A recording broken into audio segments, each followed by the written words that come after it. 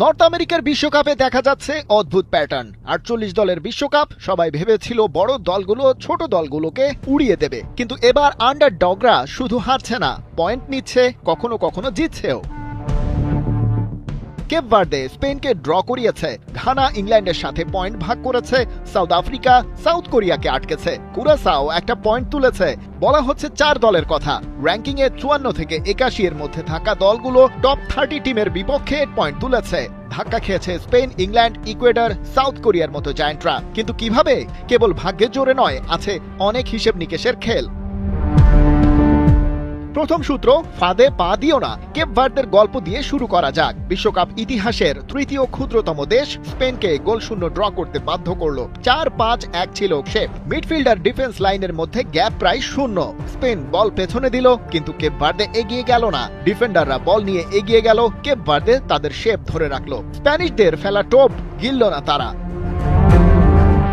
একই pattern Ghana ব্যবহার করেছে ইংল্যান্ডের বিপক্ষে। টুখেলের দল ডিপ ড্রিপ করে প্রেসার টেনে স্পেস তৈরির চেষ্টা করে। ঘানা সেটা জানতো, তারাও ফাঁদে পা না দিয়ে কম্প্যাক্ট শেপে বসে থাকলো। ওদিকে জর্ডান আইউ শুধু এলিট অ্যান্ডারসনকে মার্ক করলেন, বাকিরা 2 লাইনে পেনাল্টি বক্সের বাইরে।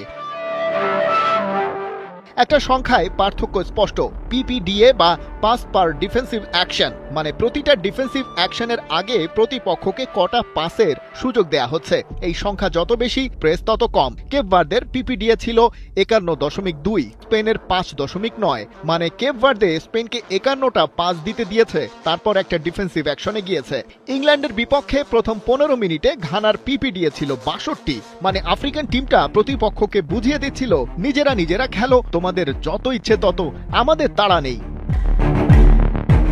দ্বিতীয় সূত্র, কাভার দ্য ওয়াইড স্পেস। সব ছোট দল কিন্তু নিজেদের বাঁচাতে পারেনি। যেমন সৌদি আরব স্পেনের কাছে বড় ব্যবধানে হেরেছে, কারণ 5 ডিফেন্ডার থাকলেই হয় না, মিডফিল্ডের ওয়াইড স্পেসটাও কভার করতে হয়। সৌদির 4 জন মিডফিল্ডার যখন প্রেস করছিল, স্পেন তখন সুইচ করেছে। এই ছবিতে হলুদ রঙে দেখা যাচ্ছে, স্পেন যদি তাদের ডান পাশে ক্রস করে, তাহলে সৌদি আরবের লেফট মিড আর লেফট উইং ব্যাক স্পেনের রাইট ব্যাক আর উইঙ্গার থেকে অনেক দূরে থাকে।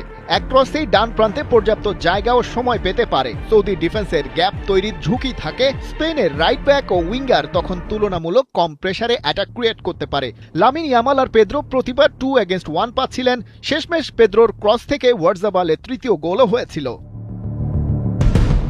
সুইডেনও একই ফাঁদে পড়েছে নেদারল্যান্ডসের বিপক্ষে, হেরেছে 5-1 গোলে। 5-3-2 শেপে 3 জন মিডফিল্ডার ছিল, ওয়াইড স্পেস কভার করতে পারেনি তারাও। ডেনজেল ডুমফ্রিজ ডিপ থেকে রান করছিলেন, সুইডেনের মিডফিল্ড বল ফলো করছিল।